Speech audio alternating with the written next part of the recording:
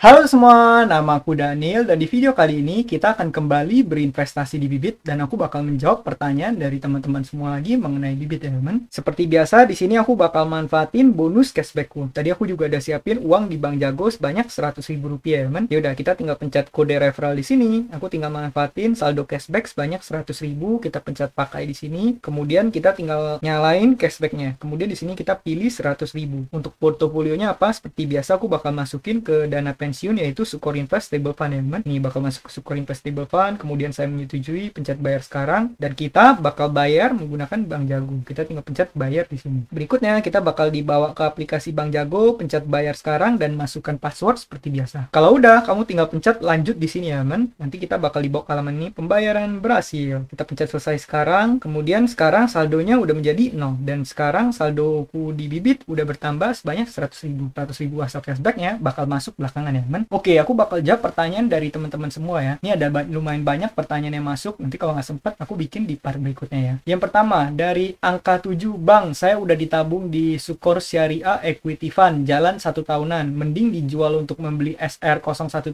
apa biarin aja di Sukor, Bang? Sukor udah return 1,9 jutaan 1 tahun. Nah, kalau di sini Sukor Invest Syariah Equity Fund itu harusnya reksadana saham ya. Di sini kita bakal coba buka Sukor Invest Syariah Equity Fund. Kalau misal kamu udah masukin 1 tahun, berarti kamu mendapatkan CAGR sekitar 14%,3. Dan di sini kamu udah untung sekitar 1,9 juta. Nah, sekarang kalau misal kamu tanya apakah sebaiknya jual dan beli SR atau enggak, jawabannya adalah tergantung. Tergantung dengan tujuan investasi kamu. Seperti yang kamu ketahui, SR itu dana kamu bakal dikunci selama 3 tahun ya kan? Kemudian selama 3 tahun itu nanti setiap bulan kamu bakal mendapatkan cash flow hasil investasi dari SR atau sukuk retail ya kan? Nah, kalau misalnya reksadana saham, ini beda ceritanya. Reksadana saham itu lebih cocok untuk kamu ya pengen investasi jangka super panjang. Kalau misalnya kamu pengen invest sampai bakal dipakainya 5 tahun, 10 tahun, atau 15 tahun lagi, itu nggak apa-apa kamu menggunakan reksadana saham. Jadi kalau misalnya kamu tanya seperti ini, jawabanku adalah tergantung. Kamu pengen pakai dananya itu kapan? Tujuan keuangannya itu untuk kapan? Apakah nanti dananya pengen kamu pakai 3 tahun lagi? Atau emang dana ini bakal dana yang kamu pakai dalam jangka waktu yang lama dan bakal dipakai mungkin katakan 10 atau 15 tahun lagi, atau 20 tahun atau lebih. Kalau misalnya jawabannya masih panjang, ya nggak apa-apa. Kalau misalnya kamu hanya biarin aja di Sukor Invest Syariah Equity Fund. Cuma kalau misalnya kamu pengen, misalnya 3 tahun lagi dananya pengen kamu pakai, kamu boleh juga menggunakan SR. Atau kalau misalnya kamu lebih nyaman untuk mendapatkan return bulanan, atau misal kamu pengen membentuk cash flow, itu boleh juga ya kalau kamu switching ke SR017. Dan kalau masalah syariah atau enggak, keduanya udah syariah ya. Yang Sukor Syariah Equity Fund itu syariah, SR juga merupakan syariah. Jadi keduanya adalah instrumen yang oke, tergantung disesuaikan dengan tujuan keuangan kamu aja. Semoga membantu buat kamu ya, Kak angka 7. Berikutnya, dari Kak Kibab Kiding. Kak, rekeningnya itu cuma buat cairin dana aja kan? Saldonya aman kan? Nah, sebelumnya aku juga harus minta maaf dulu ke teman-teman kalau misalnya kadang komen dari kalian itu bisa nggak masuk ya teman. Seperti komen ini, kalau aku cari di YouTube Analytics ini nggak muncul. Hanya munculnya di Gmailku. Jadi kalau misalnya teman-teman ada yang komen, terus misalnya aku masih belum respon, ada kemungkinan itu karena nggak tampil di YouTube Analyticsku ya. Jadi mungkin kamu boleh coba untuk komen lagi di video-video terbaru. Oke, jadi pertanyaannya, apakah rekeningnya buat cairin dana aja, terus saldonya aman atau enggak? Nah, jadi ini bener banget ya, saldonya adalah aman. Jadi semua rekening yang kamu add di bibit, itu saldo di rekeningnya nggak bakal bisa diotak-atik ya, teman. Itu tujuannya hanya untuk cairin dana. Kecuali kalau misalnya kamu nge-add Bank Jago, ataupun kamu nge-sinkron sama GoPay, itu nanti kamu bisa melakukan pembayaran melalui Bank Jago ataupun GoPay. Karena secara ekosistem, Bank Jago sama GoPay udah tersinkron dengan yang namanya bibit ini ya. Tapi kalau misal kamu tanya apakah saldonya aman, saldonya super duper aman dan saldonya nggak bakal bisa diotak-atik. Hanya biasa digunakan untuk penarikan aja. Kalau misal kamu penarikan ke rekening bank yang udah kamu add, ya udah nanti pas kamu jual, kamu bakal mendapatkan saldomu di rekening bank tersebut. Cuman pastikan pas kamu melakukan WD, pastikan itu banknya, bank penampungnya sama dengan bank tujuan kamu mau withdraw dana tersebut ya kan, supaya kamu nggak dikenakan biaya 2.500 sampai 6.500. Semoga membantu buat kamu ya, Kak Bimbab. Berikutnya dari Kak Im Udin. Maaf, out of topic, bisa pakai rekening BRI nggak bang untuk di bibit? Nah, jawabannya adalah bisa. Kamu bisa nge-add rekening apapun yang kamu mau ya teman. Aku udah pernah tunjukin di video sebelumnya bahwa ini rekeningnya benar-benar lengkap. Hampir semua bank yang di Indonesia itu bisa kamu add ke bibit ini. Jadi kalau misal kamu add, kamu juga bisa nge-add BRI ini ya. Berikutnya dari Kak Willy Damani. Kak, boleh nggak membatalkan penjualan? Nah, jadi ini bukan masalah boleh atau enggak, tapi sebenarnya untuk melakukan pembatalan penjualan itu emang nggak bisa dilakukan ya teman. Kalau misal kamu pengen tahu lebih lengkapnya, kamu bisa baca di artikel bibit ini. Bisakah membatalkan penjualan di aplikasi Bibit? Nah, kamu bisa baca di sini ya. Berbeda dengan saat sudah melakukan pembelian reksadana di aplikasi Bibit dengan klik tombol top up, menjual reksadana di Bibit tidak bisa dibatalkan. Jadi kalau misalnya kamu udah melakukan penjualan, ya kamu udah nggak bisa batalin lagi, dan dalam beberapa hari dananya bakal secara otomatis masuk ke rekening kamu. Cuma kalau menurut aku pribadi nggak usah khawatir juga, karena kalau misalnya kamu jual, ya udah nanti rekeningnya bakal masuk ke bank kamu, dan kalau misalnya kamu pengen beli, ya kamu bisa dengan mudah membeli lagi reksadana yang ada di Bibit ini. Cuman paling ya kamu hanya paling rugi beberapa hari aja. Jadi menurut aku itu bukan suatu kendala yang besar banget. Kalau misalnya kamu ada yang secara nggak sengaja kamu kejual, ya nggak apa-apa, kamu tinggal nanti beli lagi aja di aplikasi Bibitnya, teman. Nah, buat kamu yang pengen baca-baca mengenai Bibit, kamu juga bisa kunjungi website Bibit artikel ini ya. Ini ada banyak banget informasi yang bisa kamu dapatkan. Semoga membantu buat kamu ya, Kak Willy. Berikutnya dari Kak Kimbab Giling. Oh, ini pertanyaan yang tadi ini. Oh, ini ternyata udah masuk ya, teman. Ternyata udah masuk ya komennya di YouTube Analytics. Oke, kita bakal lanjutin ke pertanyaan berikutnya dari Kak Ide Serba Murah. Bang, saya pakai Bibit nih. Lebih baik taruh di mana ya minim resiko? Kalau di pasar uang bagusnya di apa? Nah, kalau misalnya menurut aku pribadi, dari semua jenis reksadana yang paling rendah resikonya itu adalah reksadana pasar uang. Jadi kalau misalnya kamu taruh di reksadana pasar uang, sebenarnya kamu udah nggak perlu khawatir lagi. Bisa dibilang semua reksadana pasar uang itu merupakan investasi yang paling rendah resiko. Berbeda dengan reksadana obligasi ataupun reksadana saham. Reksadana obligasi itu masih medium risk. Kalau misalnya reksadana saham, biasa lebih cenderung high risk. Jadi saranku pribadi, kalau kamu menggunakan reksadana yang pasar uang, kamu sebaiknya langsung pilih yang paling tinggi aja. Caranya gimana?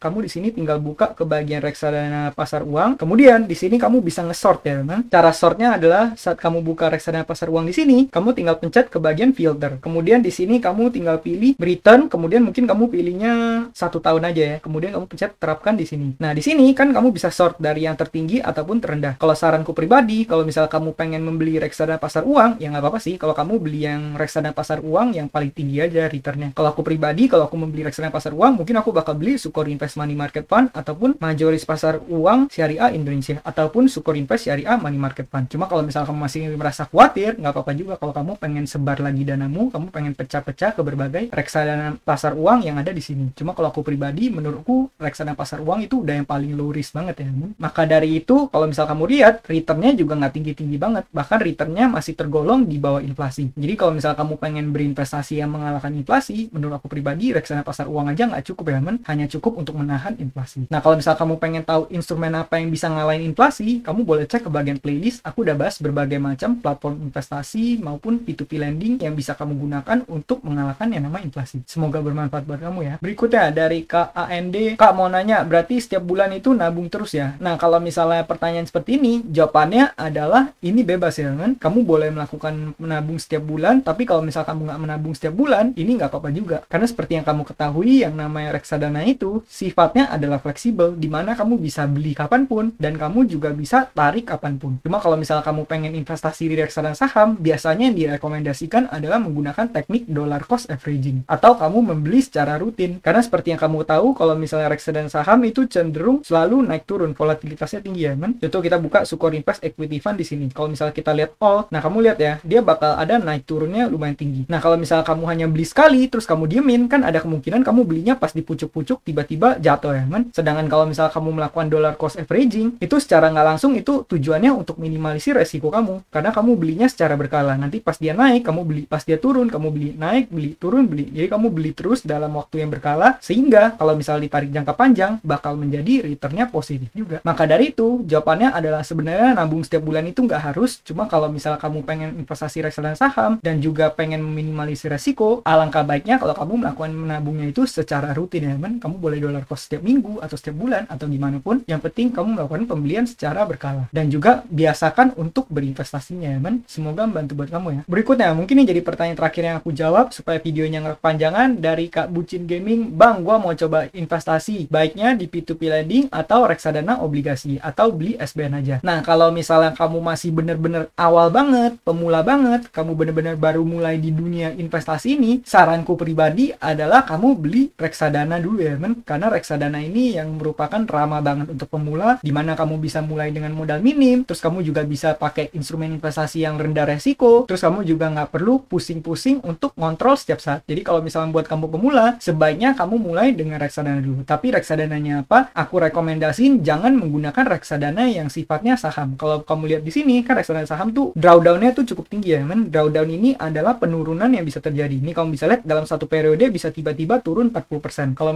kamu misalnya baru awal investasi nih, kamu masukin 100 juta, masih awal investasi, nggak ngerti apa-apa, tiba-tiba portomu minus 40 juta. Kira-kira gimana? Apakah kamu kuat atau nggak ngelihat gituan? Nah, kalau misalnya kamu baru mulai investasi, besar kemungkinan setelah lihat porto merah seperti itu, bisa-bisa kamu beneran ketakutan, beneran panik, dan akhirnya kamu menarik semua portomu, terus akhirnya kamu kapok untuk melakukan yang namanya investasi. Itulah kenapa aku kurang rekomendasi untuk pemula coba yang tinggi resiko. Maka dari itu, kalau misalnya kamu masih pemula, coba aja dulu reksadana pasar uang. Contohnya yang tadi aku sebut, kalau misalnya kita beli Sukor Invest Money Market Fund aja. Nih, kamu lihat grafiknya di sini adalah selalu naik, yang artinya kalau misalnya kamu beli, kamu nggak bakal ngelihat portomu merah, karena setiap hari bakal ada kenaikan di portofoliomu. Walaupun emang kalau misalnya secara jangka panjang, returnnya nggak bakal tinggi banget. Kamu lihat return 1 tahun mungkin sekitar 4% sekian. Kalau misalnya kamu investasi reksadana saham, itu bisa sampai belasan persen ya kan. Tapi juga ada kemungkinan untuk bisa merah seperti yang tadi aku tunjukin. Nah, nanti seiring berjalan waktu, sambil kamu nabung di reksadana pasar uang ini, kamu sembari mempelajari berbagai macam instrumen lain. Kamu boleh sambil pelajari saham, sambil pelajari P2P lending, sambil pelajari misalnya kamu pengen investasi properti atau apapun, sambil pelajari aja. Nah, kalau misalnya nanti kamu udah punya keyakinan, profil resiko kamu udah makin berani, kamu juga udah lebih memiliki financial literasi dan memiliki pemahaman yang lebih soal investasi, baru perlahan-lahan kamu pindahin ya kan, dari reksadana pasar uang, mungkin kamu boleh coba masukin ke mulai dari reksadana obligasi atau reksadana saham, atau juga boleh kamu coba P2P lending dan saham dan sebagainya. Dan juga dengan kamu mulai dengan reksadana pasar uang ini bagus banget karena ini sekaligus membiasakan kamu untuk berinvestasi ya kan. Jadi kalau bisa kamu membangun kebiasaan berinvestasi, di mana setiap kali kamu terima penghasilan, langsung uangnya kamu investasikan dulu. Jangan sampai kamu terima penghasilan, uangnya kamu belanjain, baru sisanya kamu investasikan. Jangan seperti itu kan. Kalau bisa, setiap kali kamu terima penghasilan, langsung kamu sisihkan dulu sebagian untuk kamu investasikan, baru sisanya boleh kamu belanjakan sesuka hati. Seperti aku selalu membiasakan untuk menginvestasikan 80% dari penghasilanku. Nah, kemudian 20%-nya baru aku gunakan untuk keperluan hidup, beli makan, tempat tinggal, rent, internet, air, listrik, dan sebagainya. Dan kalau misalnya aku pengen membeli kemauan, itu juga dalam 20% dari incomeku. Sisanya 80% aku investasikan. Nah, jadi buat di awal, bangun dulu kebiasaan untuk berinvestasinya ya. Sekaligus juga membangun aset kamu. Nah, kalau misalnya kamu pengen tahu apa aja platform yang bisa kamu gunakan, pengen sambil pelajari investasi, boleh juga cek playlist yang ada di channel ini ya. Semoga membantu buat kamu ya, kamu ini. Nah, mungkin sekian aja pembahasan kita pada video kali ini. Bagi teman-teman yang baru mampir, kamu juga boleh menggunakan kode referral yang udah aku tulis di kolom deskripsi supaya kamu dapat bonus saat mulai investasi. Sekian video dari aku, semoga videonya bermanfaat, dan akhir kata jangan lupa untuk selalu invest in yourself.